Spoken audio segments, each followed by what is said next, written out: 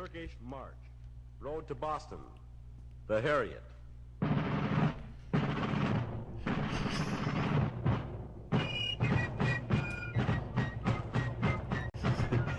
All right, welcome in to the weekly review for the Freedom Fantasy League Week 8.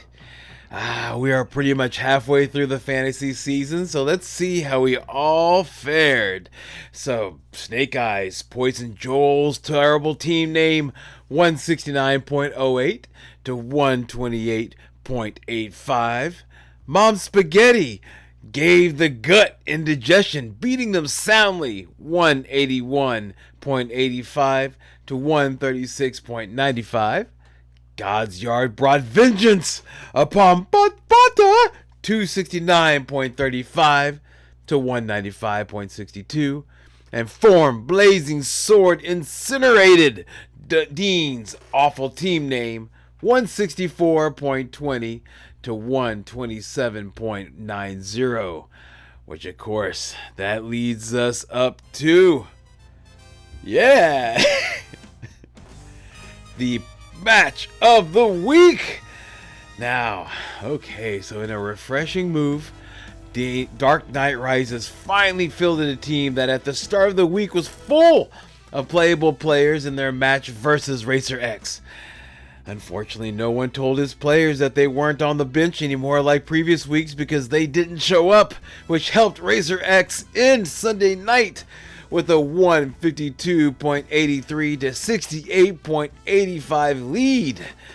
Now that does sound like an unsurmountable lead, but the Dark Knight still had their two aces to go in Monday night's game, Tariq Hill and Travis Kelce. Now, if you took each player's best weeks and combined them, they would more than make up the difference. So that's a huge potential of these two players. Now, even Yahoo agreed, giving Racer X only a 66% chance of winning. Since Racer X had already had all of his players play, all you could do was sit, watch, and hope.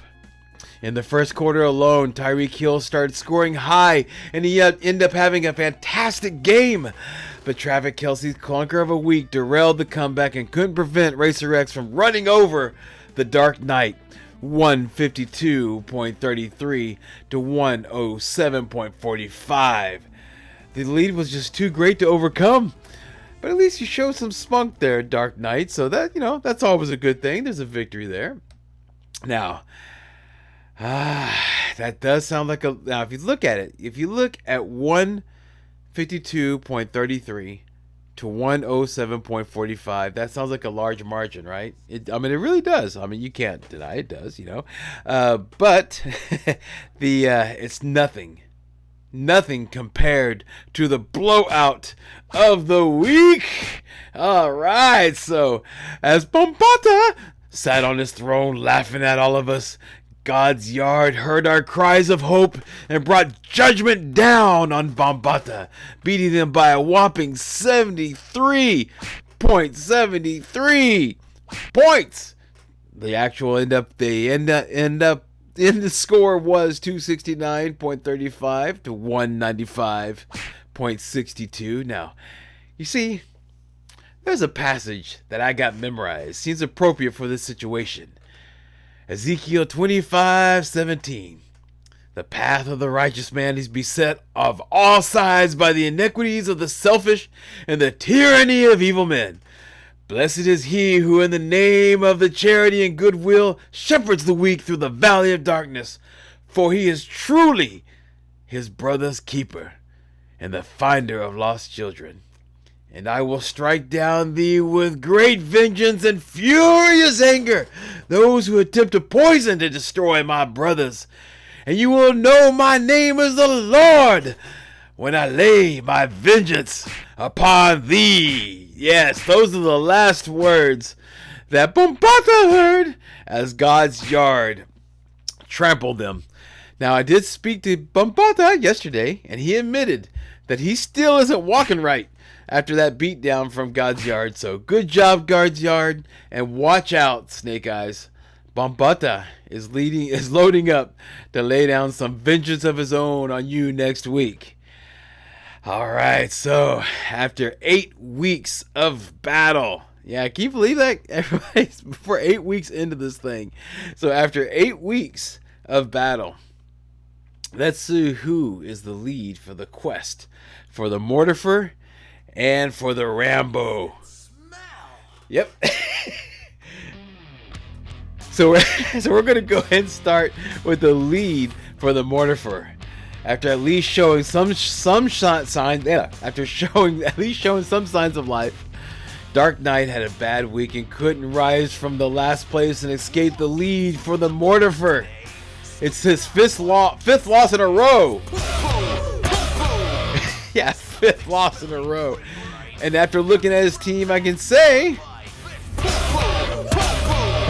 no, really, I can say that he really doesn't really have that bad of a roster. Seriously, you have a pretty good roster, okay? I'm telling you, man, Dark Knight, you just need to stop playing people that are either on IR or ruled out an hour and a half before the game starts, like Dak Prescott was this week. Again, look at Mom Spaghetti as inspiration. She inherited a bottom dwelling team, and with a few tweaks, she's managed to pull the team out of the depths that it was in. In fact, she hasn't lost a match since taking over the team. All right? So just pay a little more attention, and you too can right the ship. If anything, at least you have a cool name, a cool team name, really. But actually, it's most apropos for the situation. It's time for you to rise, Dark Knight. Time for you to rise, sir. All right, so now that was, of course, the update on the Mortifer. So what's the next step? Well, it's time to do the update on the Rambo. We'll rule the world, General Warhawk. We need Rambo! For some freedom! Yeah, that's it, man. Rambo. So let's go and talk about the Rambo, the quest for the Rambo. Even though he's having trouble sitting down right now, Bombata has maintained the lead for the Rambo even after the spanking by God's Yard. With that loss, his record is now 6-2, and he's still on top, but his lead is no longer in the comfortable zone. There are 3 teams under him that are tied at 5-3 who are just waiting for him to slip so they can gobble him up. So Bombata, be like Indiana Jones crossing a rickety rope bridge over a full river of crocodiles. And don't look down or you're going to get eaten. So before we end the review, I always want to go ahead and take a moment and take time, to call out some teams for some embarrassing situations in a segment that I call, and I should say we, the royal we, because even though the co-commission isn't able to be here to record, he's always with us in spirit. So we call this, Oops, I Shit My Pants. Okay, so we'll start with the poor guy. Man, this guy, oh man, I feel so sorry for him. We'll start with the poor guy that just can't seem to stop shitting in his own pants. For playing Dak Prescott, who was trending down all week and ultimately got ruled out an hour and a half before the game, Dark Knight, this is for you. for the guy that seems to think it isn't a game time unless he's sitting surrounded by poop. For starting the injured Logan Thomas an incredible 5th week in a row. Joel's definitive team. This is for you. And of course, one more for having an uncreative team name. Now, Dean, come on, brother. Let's talk, man. What are you doing, man? What are you doing? You have the foresight to pick up and start Cole Beasley, but you only start one running back? Dean's world-class team for leaving a running back spot open and leaving poor Derrick Henry to fend for himself. This is for you.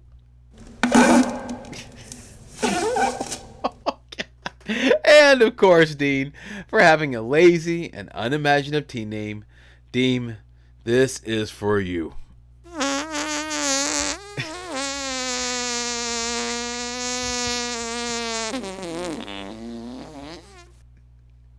Oh my god. Okay, yeah, there we go. So that wraps up the Week 8 review. Make sure to check your rosters to see if your team has a player on a bye week next week.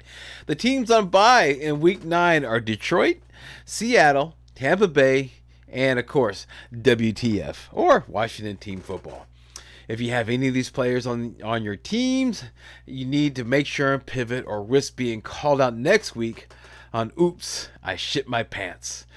Okay, everybody. So with that, congratulations to the winners, consolations to the losers, and see you guys, and now gal, next week, and keep up the good fight.